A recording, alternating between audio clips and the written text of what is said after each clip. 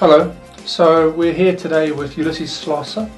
He's a long-time conscientiology researcher and he's going to be presenting a work at the Towards a Science of Consciousness event, which is going to be in Finland next month in June.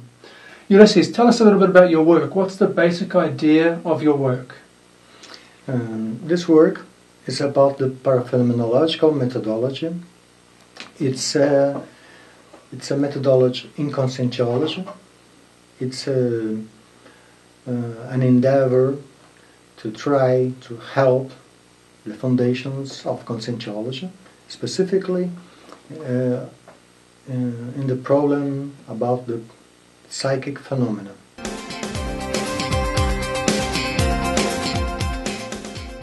Ulisses, can you share with us the reason why you're proposing this methodology? Well, nowadays we have problems in conventional science, our problem now is how to research consciousness. So the psychic phenomenon is a core problem in the research of consciousness. So, how could we research psychic phenomena? The proposal of the methodology is to serve this point. If we think how this research was considered later, for instance, in the beginning of the 20th century. Previously, yes. In general, they use it to work with highly skilled people who could perform some phenomenal events, and this is very hard to find. It's quite rare. Even when you find such a kind of people, those people, they don't know how to explain what they do. This kind of culture to describe and to detail procedures, this is the challenge of the paraphenomenological methodology. We think that we are only in the beginning of this trial. So this is the reason why we are proposing that. A way to start facing this challenge, to organize procedures, methods, techniques that anyone can perform, even a not skilled person, to work in experiments, in common experiments. So of course we need courage to start it.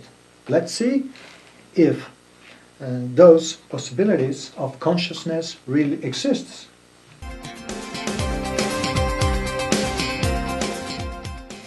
In a specific way, it should be very interesting if we can offer a few group of principles that we can offer to any researcher in any university in the world, where they can, by themselves, to build protocols of experiments to research psychic phenomena. Very important. So this is the point. You see, we're not talking that we are going to develop those researchers. We're offering a method to any researcher in any place, so they can try to develop protocols. We are not talking about one kind of protocol, but we're talking about principles and foundations to develop different protocols. We have a proposal that we call it para-epistemology, or we should say the epistemology of paraphenomenology, the epistemology of the psychic phenomena. It's all similar. So we are now trying to find and to discuss which basis are those. So I know that you understand about this matter, but think about, feel yourself in the place of another researcher that he doesn't know anything about psychic phenomena, but he is interested about that. which are the foundations? Where to begin? How Yes. can I begin studying this, Yes. researching this, Yes. investigating this Yes, yes. in a balanced way and in a way that isn't going to waste a lot of my time with dead ends and a lack of results? Yes, So this is one of the ideas that you have with presenting the work. yes.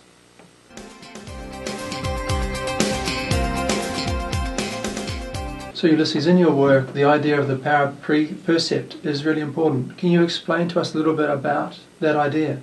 Yes. This point about the parapercept is like a turning point in the philosophy of science.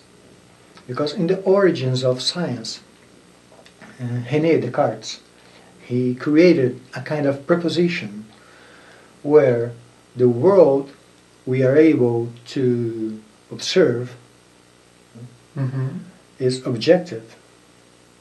And through this kind of objectiveness, it is possible to develop a kind of consideration about reality, that we can develop experiments and to get results in those experiments. But here we find a big problem to consciousness. Any kind of object that we observe, for instance, this pen. When I look at this pen, I see an image of this pen. That's right. This image, it is together with the object. My brain, my consciousness is unable to detach this image. And we should ask also if this image exists or not. What I see is the object or an image of the object. Where is the image? It is here or it's here. Where is the image of this object? It exists. Well, this kind of question, it seems not make sense in this situation, because I see an object and an image at the same time. Right? That's it. That's right. So there is no problem. And then the problem you're This is going the point of science. There is no problem to consciousness. This is very simple. The world is very simple. This is a one-dimensional world. So the way the brain works leads us to consider the world only in one way, one dimension of existence. Well, what is the parapercept? It's a kind of image that exists, detached from the object. So we are able to appreciate the image detached from the object. How does it work? When you experience a psychic phenomenon, for instance, clairvoyance, if you are able to appreciate the image, you are appreciating an image alone. So you should think, this image exists or not? The image. So around this problem, there are a lot of questions. Imagine that you observe an image alone. You should ask, where is the object? Where is this image? Inside my brain, inside my conscious, outside? Where is it? So there are a lot of questions, very challenging. And this is one of the ideas. And just one point. The exact point that if there is an image or not that our consciousness consider, this is very important. The existence of this real image, we are considering this as a foundation to a new kind of epistemology. If we consider this image as a real thing to study. Is every image that a person perceives a real thing, in your opinion? Or is it things like imagination can play a role and create images that are not based on a reality, whether it be physical or multidimensional in nature? So, now you arrive to a new point. Sure, if we investigate in this way, if we investigate the mental images, we may find different kinds of images. I were talking about a kind of image which comes from reality, Mm-hmm. that is able to represent reality, and it's not result from my imagination. All right. But there's another kind of image that we can experience that results from my imagination. So we should consider two kinds of image, from imagination and another from perception. And This one from perception, we call it percept or parapercept when we consider the psychic phenomenon. And the other kind of image which comes from my imagination, we could call it imago. Okay. And I see you provide a way to help people distinguish between one and the other, and a kind of re-verification process within your work. Of course. When I use specific procedures, and that's what the methodology is about. Mm-hmm.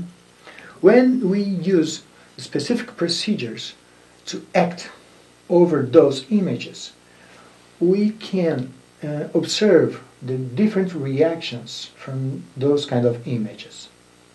For instance, if I asked you to imagine melon, Mm-hmm.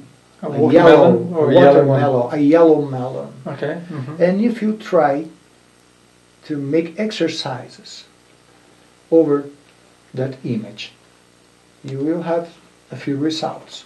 But if you were able to develop other procedures, and suddenly another kind of images appears to your consciousness, and you try to develop actions over that image. For instance, if you are here inside this room and you are able to observe an image of an object that is in the other room, Mm-hmm.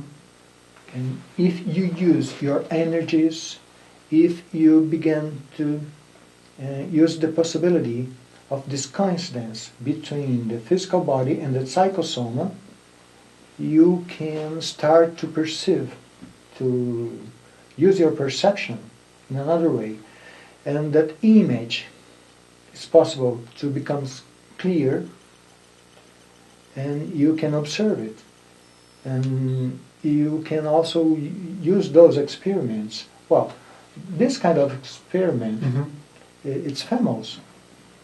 There are a lot of kind of experiences like that, and we should say that it's the clairvoyance, the Clairvoyance, that's exactly right. The- Or the- remote, yes. remote viewing is another Yes, form of remote this kind view. of Yes, this is experiment. a very good example how our consciousness resources could act over the parapercept.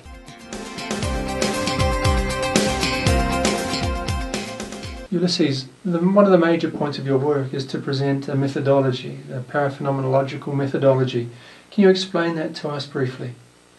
The paraphenomenological methodology is a proposal to organize procedures that we could develop and research that psychic phenomena. So Mhm. that's the question. How we could think that a person could develop a psychic phenomenon. What is that? At first, if you want to consider this problem in a serious way, in a scientific way, you need to build a personal attitude Mm-hmm. about that. Not a kind of attitude when you use beliefs Mm-hmm. or jokes. So you have an open mind kind of thing, and, Yes, and take it is seriously. important. An open mind, and to use scientific premises. Premises. Observation, experimentation, verification, re-verification, hypothesis, Okay. in such a way. Another point, When you say open mind, that's not only that. It's very important that you are open to perception, to admit your own perceptions. We should say perceptive attitude about that. And another point is the ethics. In conscientiology, we use a conception of cosmoethics, a kind of ethics that you can use in a universal way in any situation. So this whole group together, this creates a new approach in the attitude of the researcher. This is the first point. Well, the second point is to prepare your mind to learn to reduce the production of mental images from imagination. If you are full of imaginations, it will be very difficult to receive new perceptions. So it's kind of like if you're overloaded, there's no space Yes. for a calm and clear perception. Yes, it's very important to learn to keep your mind calm. This is the second point. The third point, you should be prepared to something new that could appear to your mind. It could be a mental image, like a visual, like a landscape or landscape, an object, things or a like that. person. But not only that, sensations, Okay. any kind of sensations. When we say mental images, we are not talking only about visual images. There are many kinds of mental images. Could it also be an emotional reaction that could Also be perceived?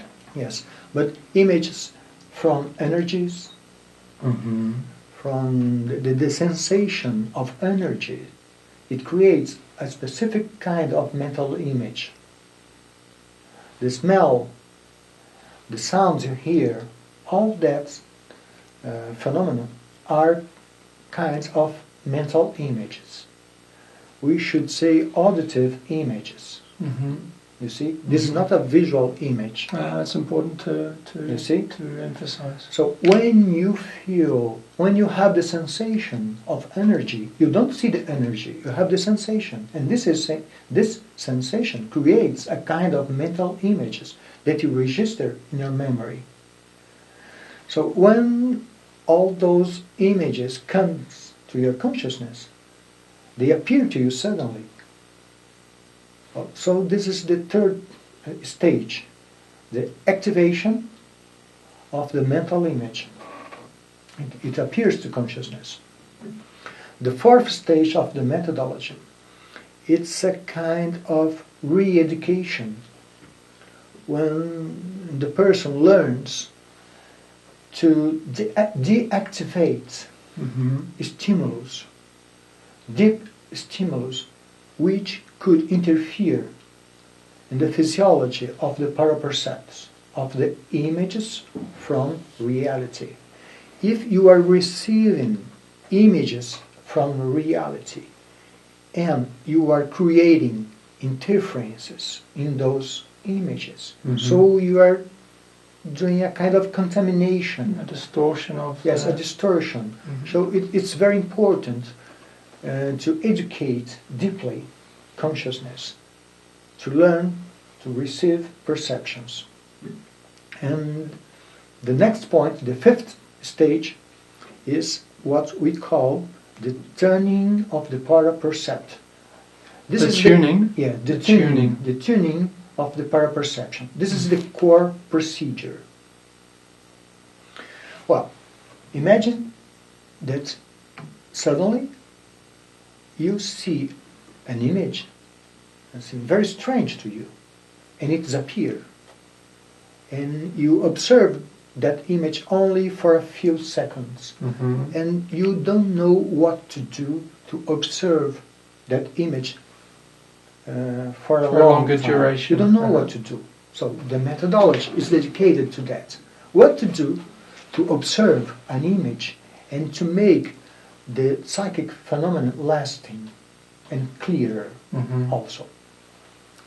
here we have many points. I'll talk about those points in a fast way. Okay. At first, you should know to adjust your lucidity, your attention. Second, it's very important to have a notion about the discoincidence of the psychosoma. The psychosoma is our extraphysical body, and through this extraphysical body is We liberate our ability to perceive. Yes, the ability to perceive comes from the extraphysical body. Mm-hmm. This is a very important point, and we call this point the theory of the objective body. So there is an objective body, that we call it extraphysical body, which perceives the extraphysical reality. If we are able to detach a little bit the extraphysical body from the physical body, in this point, the extrasensorial perception begins. This is maybe one of the main points. Mm-hmm. So if I am able to adjust this detachment, so I am able to control a part of the perception. The flow of the inputs for the consciousness to perceive. Yes. So I need to learn how to relax and promote the detachment. Mm-hmm. This coincidence. Mm-hmm. Another point is to control the exteriorizations. Exteriorization. You did well. You just go with what you did. Of the energies, because this when we put our energies outside, mm-hmm. we are able to tune. Mm-hmm. To tune, right? To tune in to with other objects, extra-physical objects. Into like a deeper rapport. Yes. With the object. We could call it tuning. An assimilation. We can assimilate more from the... Yes. It's a tuning. In Portuguese, we use the word sintonização. Uh-huh. In English? Tuning. Tuning. So if we are able to feel the kind of energy, the intensity, the density, so we can choose which object, which dimension we should tune. Mm-hmm. Well, this is very important. Tune into. Yes.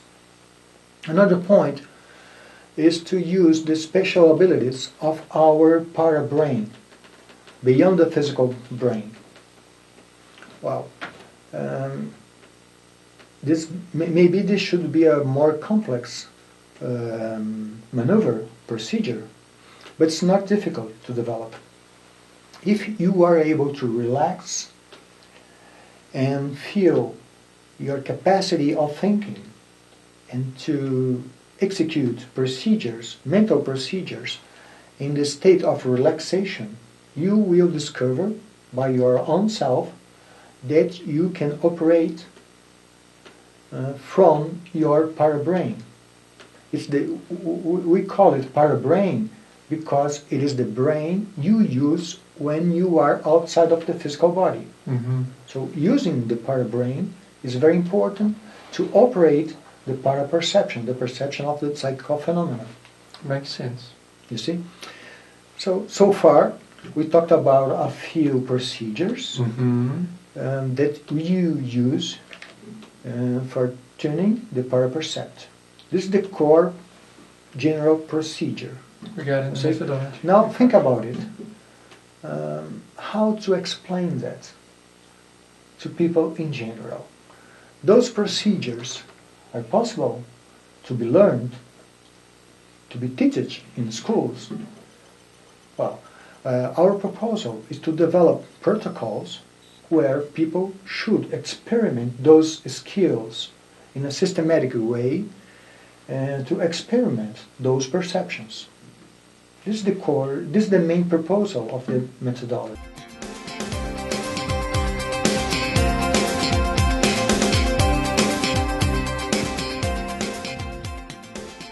to understand our manifestation through this kind of approach is very different. Because Sure. with lucidity, we can develop actions without the human body and experience those actions. So the nature of the psychic phenomena depends on this kind of experience beyond the human body. That's right. When this goes on, other questions emerge. For instance, the manifestation in other dimensions. Not only 1, 2, or 3 dimensions. Mm-hmm. We don't know how many dimensions. So we use the expression multidimensionality. And maybe the most challenging point of view is to consider that we have many existences. So if I or any researcher could leave Leave their body. the body, and outside of the body meet other consciousness,